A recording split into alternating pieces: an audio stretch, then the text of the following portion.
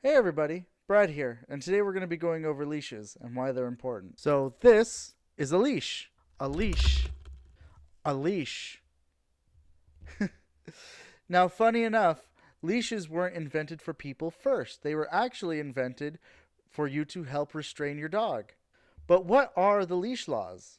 Well, leash laws are different from county to county, but I'm going to go ahead and list off LA's because it does give the same feel that most counties follow. And so these are the leash laws of LA. Prohibits dogs from running at large on any public street, park, or other public areas, or upon private property other than that of the dog owner.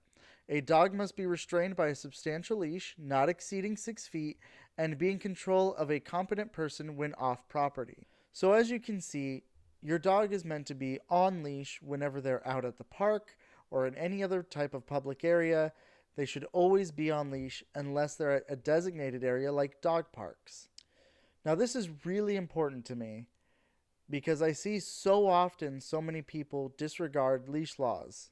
And in my mind, it's usually because the owner wants to show off that their dogs are so good that they don't need to be on leash or that they listen to them so well.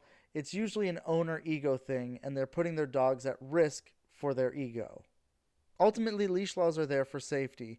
First and foremost, the safety of your dog and other dogs. So, it's kind of like how we're supposed to wear masks when we go outside with COVID-19 right now. We wear it because it's supposed to protect the people around us. Same thing here. You're meant to keep your dog leashed to help protect the people around you. Now, some of you are saying to yourselves right now, well, my dog is so good. My dog listens to everything that I say. My dog's never had issues with anything. That's great. All those statements are your dog's statements, not statements about other people's dogs. So while your dog may be well trained, might know every command forwards and backwards, might have a bite threshold that is almost impossible for him to surpass, that doesn't mean the dog that he runs up to has that same training.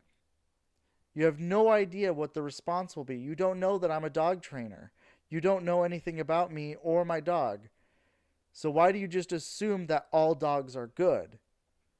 If your dog runs up to another dog and they're on a leash and your dog isn't, you're at fault. The reason being because I'm following the law and keeping my dog on leash, and you're breaking the law by allowing your dog to run around unrestrained.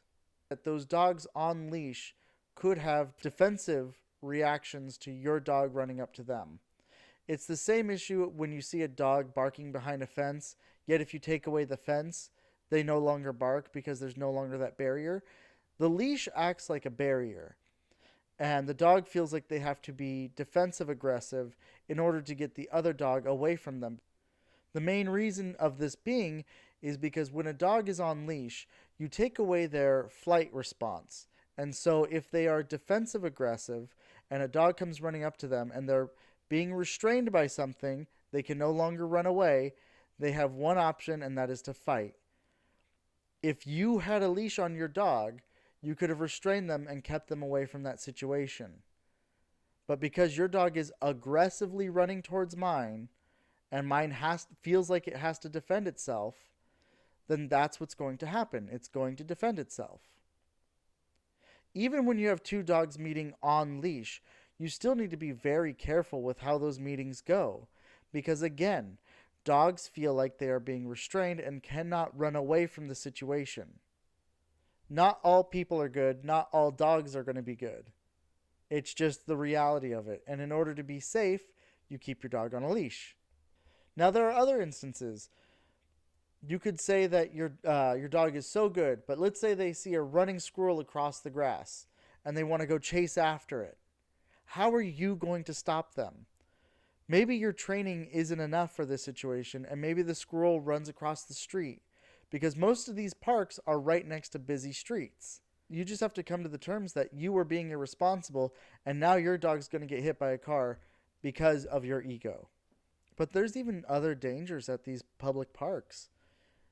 For a while, I had to tell my clients that they had to watch everything that their dog did at the park because there were people running around with putting tacks or poison inside of these treats and just sprinkling them around the public parks. Now, if your dog's running around off leash, you're not watching everything that they're eating. If they happen to eat something, you can't tell them to leave it from however far away you are. They might eat something poisonous. And that's it. But the thing is that there are areas that you can take your dog, you can let them run off leash, they can play with other dogs. They're called dog parks, and they're springing up everywhere. There is no reason why you should go to a public park and take your dog off leash. At that point, you're just kind of being a jerk to everybody else. I know your dog is good. Maybe my dog isn't. Try to think about other people when you go to a public park. Because now you have to start thinking about the idea of, what if there's somebody who's deathly allergic to dogs? Do they deserve not to go to the park? Is it their fault if they go to the park and a dog happens to run up on them? No.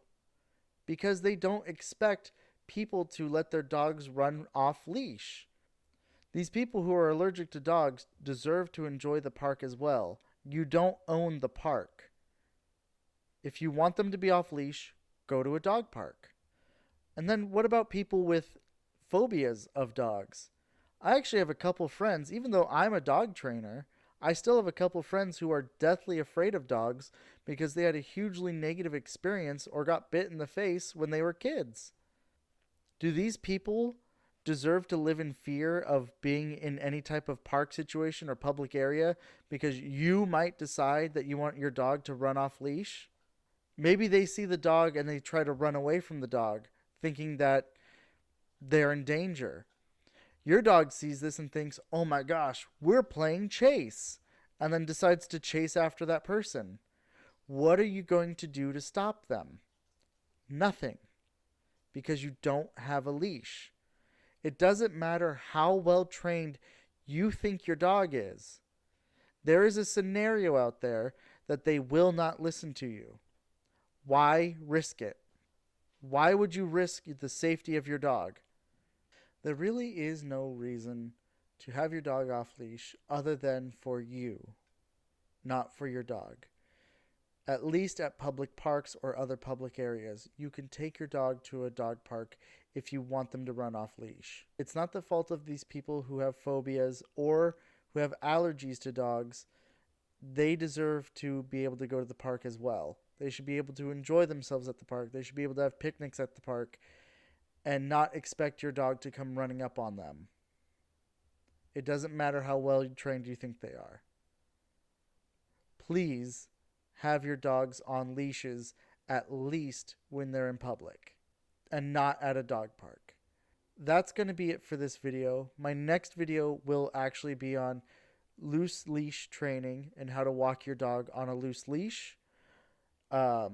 By the way, retractable leashes are a no-go. If you have a retractable leash, just get rid of it because there's no way to control your dog on that either. I am kind of changing my schedule. I believe for now, Wednesdays and Fridays are actually going to be better posting times for me. So I might change my times from Tuesdays to Thursdays to Wednesdays to Fridays.